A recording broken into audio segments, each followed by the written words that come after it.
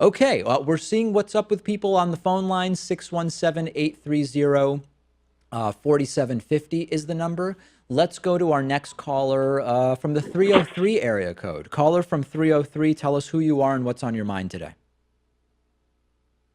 Hey there, my name's Joel, and here's my question for you. All right, and speak up for us, Joel, as much as you can. I'm sorry. Is this better? Yeah, I think maybe. What's your question, Joel? Okay. I'm sorry. So I keep having arguments about what to do with basically a state tax, how, the wealth distribution. The usual conservative answer I get is, shouldn't we be entitled to give what we've earned to our children, and so on and so forth? And I had troubles with rebuttals to this. Could you help out? Okay, yeah, and I think you might be having some kind of cell phone connection issue. So there's a couple different things to talk about here. The arguments are numerous different ones.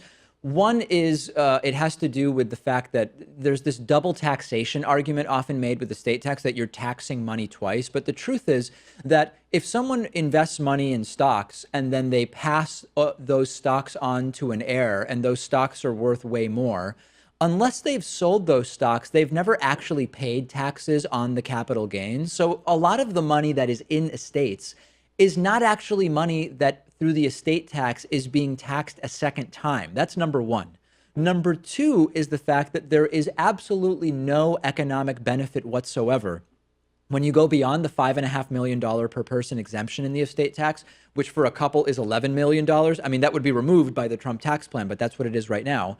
There's no economic benefit. You get the first 11 million from your parents without it being subject to the estate tax, right? So the idea Right. that you're being unduly burdened by having an estate tax on everything above and beyond those $11 million, that's impacting 0.2% of the population. So this unfair burden thing is ridiculous.